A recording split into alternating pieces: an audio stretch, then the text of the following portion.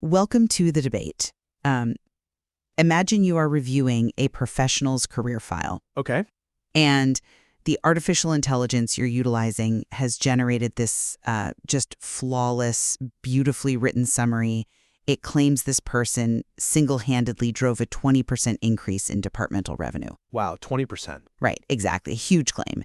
And you look at the required compliance forms submitted with this file, they are perfectly filled out. The data tables align, the automated evaluation system flashes green and says, pass, Sounds like a solid file. right? But, intuitively, from looking at the raw emails in that exact same file, that they literally just coordinated the calendar invites for that revenue project. So do you pass them? I mean, if you actually follow the architecture of the system, you absolutely do not pass them.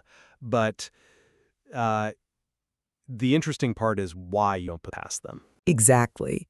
Because today, we are wading directly into the incredibly complex world of professional truth and source-governed records. Yes, we are. We're looking specifically at the capstone audit and the certification defense for the Certified Living Professional Record Advisor, or the CLPRA. Module 10, the big one. The final gate, yes. It's where a candidate must actually prove they can apply this methodology to a real professional's record. And our central question today is, it's this. In a highly structured system like this one, is true competence demonstrated through the rigid, traceable completion of the required artifacts, like the worksheets, the logs, the tables, or does it reside in a subjective advisor judgment that inherently transcends those forms? Right, the classic structure versus intuition debate. Exactly. And I take the position that certification rests entirely on demonstrating human, source-governed judgment, which, frankly, simply cannot be captured by mere form completion. And I take the opposing view. The strict, granular completion of these highly structured artifacts, the specific logs, tables, and mapping tools designed for this capstone, that is precisely the empirical proof that constitutes and validates that judgment. Well, let me lay out the foundation for why the human element is just non-negotiable here. The absolute core doctrine of Module 10 is this single repeating mantra. Certification is not worksheet completion. I knew you were going to start with that. Because it's fundamental. A candidate can mechanically fill in every single form required in the capstone, from the initial evidence inventory all the way down to the fully assembled final record, and still completely fail to demonstrate advisor judgment. Yeah, but mechanically filling in implies they did it correctly. If they fail, they didn't fill it out correctly according to the rules of the system. I see why you think that, but let me give you a different perspective. The capstone tests whether the candidate can apply the full LPR method, not whether they can, follow instructions on a template. Think about the rigorous standards required here. I am. Every single claim must answer to evidence. Every evidence item needs context. Every privacy boundary must travel with the claim, and every rendering must trace back to the record. Right. Certification is granted only when the candidate demonstrates source-governed judgment, and judgment happens in the mind, not on the paper. For instance, think of the context reconstruction tool as a wide-angle lens. Okay. It forces you to look at the whole picture. But just typing words into that box doesn't mean you actually understand how a specific constraint, say a slashed budget, completely changed the meaning of the professional's achievement. I'm sorry, but I just don't buy that. Let me tell you why. The phrase certification is not worksheet completion creates a false dichotomy, and frankly, it mischaracterizes the sophistication of the methodology we are discussing today. Mischaracterizes how? We aren't talking about a middle school fill-in-the-blank workbook. I didn't say it was middle school. The capstone requires an exhaustive, mathematically precise package of artifacts. We are talking about the privacy and exclusion log, the rejected AI claims log, the source-to-surface traceability table. But those are just vessels, right? They're empty without the human. No, they are the manifestation of the method. Look, if a candidate puts a polished bullet point on a page and every single word of that rendering mathematically traces back to the raw source data via the traceability table, that is the judgment. Is it, though? Yes! The judgment isn't some ethereal, subjective feeling floating above the paper. It is the physical act of categorizing, linking, and bounding the data within the architecture provided. Okay, wait, let me make sure I understand your argument. Are you saying the form itself creates the professional boundary? Yes, I am. Dismissing these tools as mere worksheets totally undermines the rigorous objective standards set by the capstone. If you complete the privacy and exclusion log perfectly, and by perfectly I mean you categorize restricted evidence precisely into its proper buckets, you have empirically proven your judgment. Okay, well, let's look at how this system actually evaluates that. Because the system itself seems to agree with my premise that the forms just aren't enough. I doubt that. Well, the platform intentionally relies on an automated processing engine that compares the candidate's work against the baseline, right? It flags missing artifacts, it flags traceability errors, and it returns these to the candidate in a self-remediation loop. Exactly. But crucially, this automated benchmark is strictly a readiness gate. It is not the certifier. Right, because the system generates a notification for the human owner to review it. Exactly. A human owner makes the final certification decision. So let me pose this analogy to you. If completing the forms perfectly equated to competence, the automated benchmark could issue the certification itself. But Like a vending machine, dispensing a product once the exact right sequence of coins is inserted. But it doesn't do that. Why must a human evaluate the defense and the reflection memo if the worksheets tell the whole story? because that vending machine analogy completely misinterprets the sequence of the workflow. Really? Yes, the human isn't the vending machine. The human is the auditor who opens the machine at the end of the day to make sure the coins aren't counterfeit. The human review only occurs after the automated gates pass. The system actively protects the human certifier's time by refusing to let them look at anything that hasn't already been structurally perfected. Okay, but if the structure is perfect, what is the auditor even looking for? They are stepping in to verify the semantic reality of the data captured in the forms. The notification is triggered precisely because the forms did their job in forcing the candidate to document their process. Document, sure. Let's look at the traceability table. Think of it like a massive ledger. On the left side, you have the raw source, say an email from a boss. On the right side, you have the polished claim. The table forces the candidate to draw a line between the two. Right? The automated system checks if that line exists structurally. The human owner just checks if the word leadership is a rational extraction from that specific piece of evidence. The structure framed the judgment. But that is the entire ball game. Checking if leadership is a rational extraction from the evidence. That is the very definition of advisor judgment. A machine can confirm that box A points to box B. Yes. But only a human can look at box B, say, a context brief where the subject merely coordinated those calendar invites we talked about earlier, and realize that the candidate falsely escalated coordination into leadership in box A. But without the line drawn by the tool, the human wouldn't even know where to look. Sure, yeah, the form is the map. I'll give you that. But map reading is a human skill. The traceability can be structurally flawless, and the judgment can still be a complete failure. And your automated vending machine auditor has a massive blind spot here. Oh, here we go. Because we aren't just dealing with human data entry anymore. The Academy just made a massive update. Artificial intelligence is now mandatory in the capstone. We are dealing with an intelligence specifically designed to hallucinate confident-sounding structures. Yes. The removal of the no AI used attestation. A massive shift. Candidates can no longer opt out, but the test here is governance. The system demands that the candidate prepare a source-bound prompt. Think of this prompt like a courtroom deposition. Okay, I like that. You can't just let the AI take the stand and riff. It can only answer the specific questions the evidence allows. AI output must answer to the record. A candidate must exercise deep contextual judgment to spot inflated AI language, reject unsupported claims, and then revise the output manually. I agree with the premise, definitely, but the mechanics matter. The mechanics prove my point. Can a form truly capture the intellectual nuance required to look at an highly polished, incredibly convincing AI-generated professional summary and recognize that it subtly invents a metric? Well, Like our 20% efficiency hallucination from the intro. AI is notoriously good at making hallucinations sound like factual, structural truth. Identifying that requires a human advisor looking at the output and saying, wait, this sounds right, but it violates the source material. That's a compelling argument. But have you considered how the methodology actually forces the candidate to handle that exact scenario?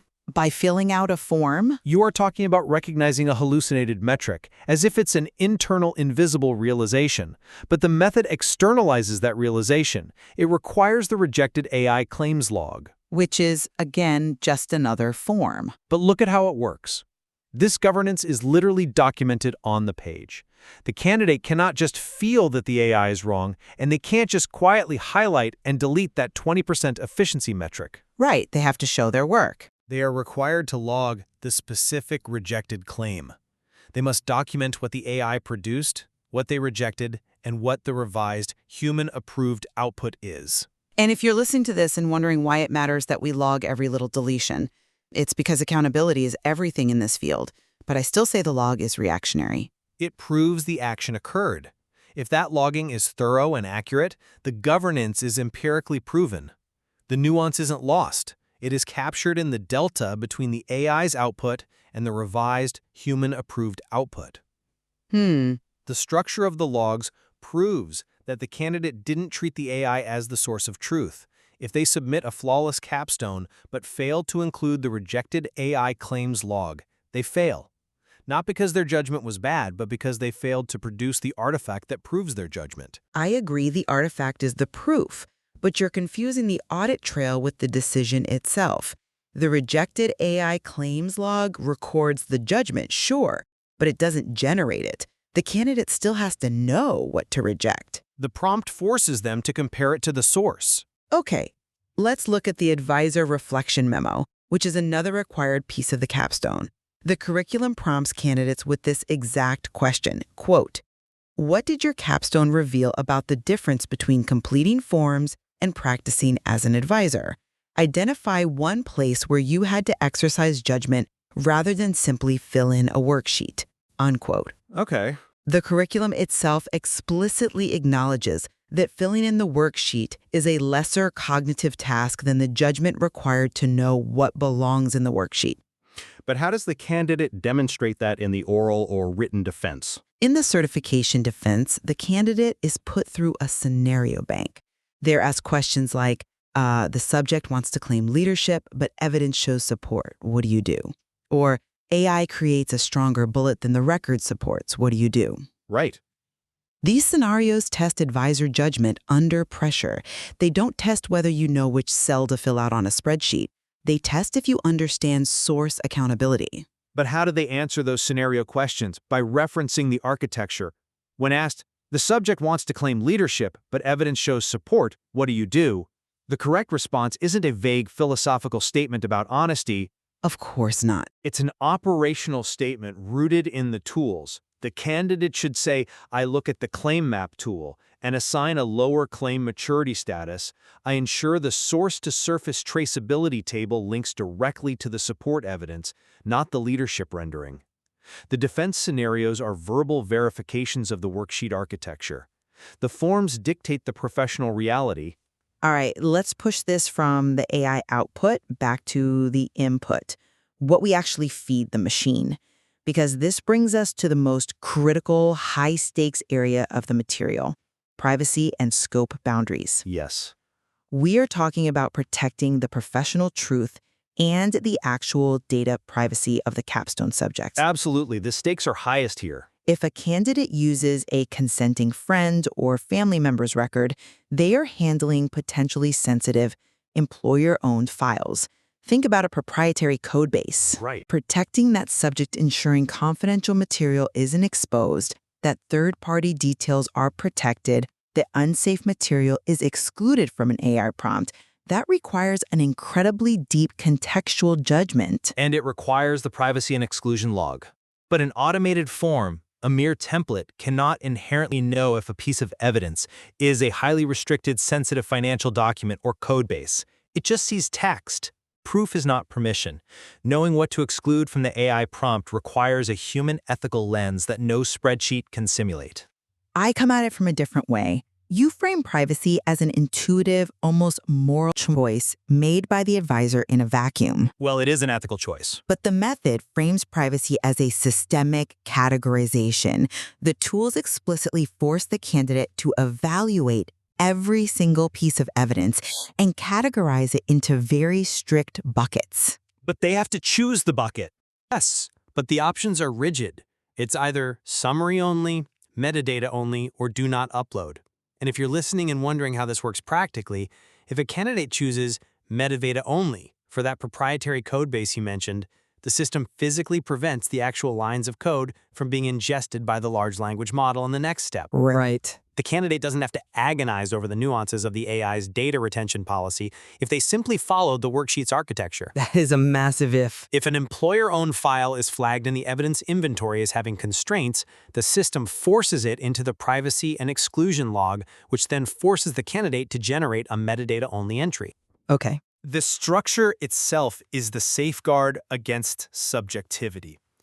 If we rely on human ethical intuition, people make mistakes. They get sloppy. They want to use their strongest evidence to make their client look good, even if it's sensitive. The worksheet doesn't care about your ambition. It only cares about the boundary label.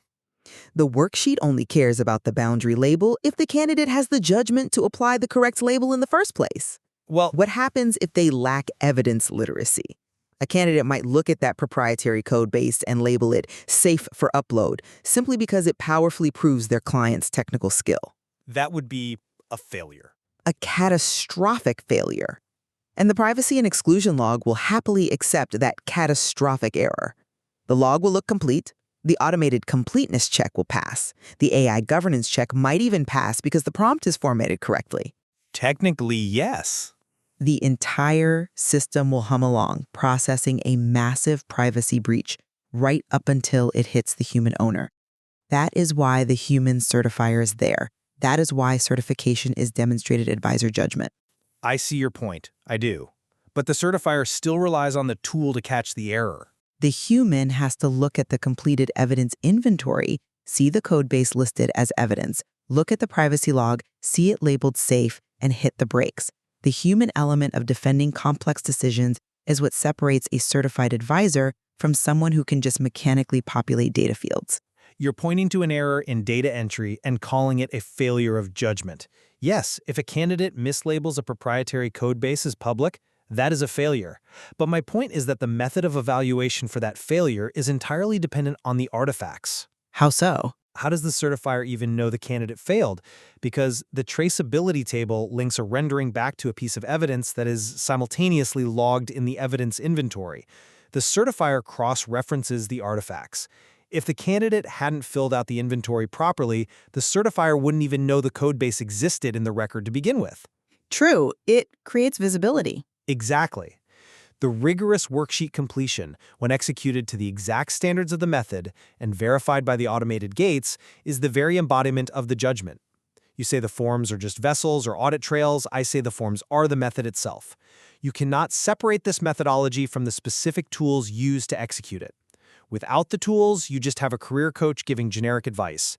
With the tools, you have an advisor building a verifiable record. I don't disagree that the tools are essential architecture. They are brilliant pieces of structural engineering for professional truth. But structure is just the immune system of truth. Human judgment is the heartbeat. The doctrine sheet for Module 10 makes this explicit. It warns assessors do not certify candidates who complete worksheets mechanically without demonstrating advisor judgment.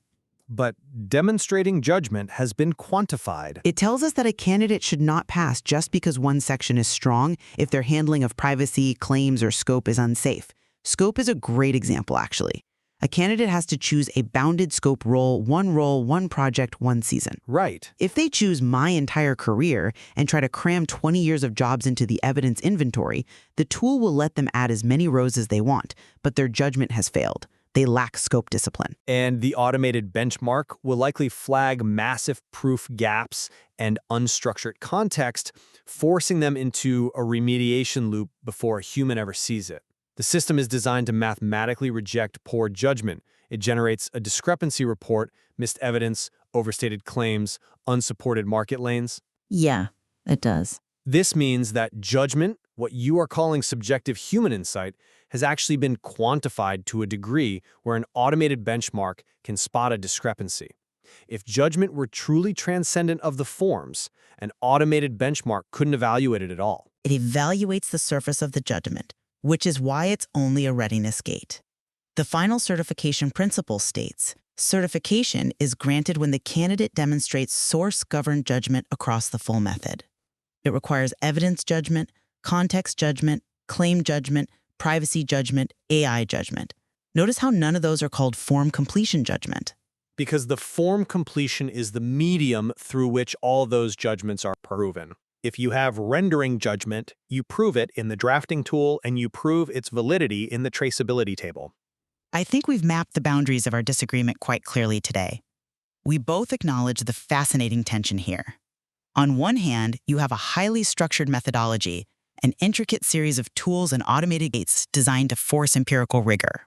Right. It demands that complexity be captured, not flattened. On the other hand, you have the absolute necessity of human oversight, the advisor's contextual, ethical, and source-governed judgment that breathes life and truth into that structure.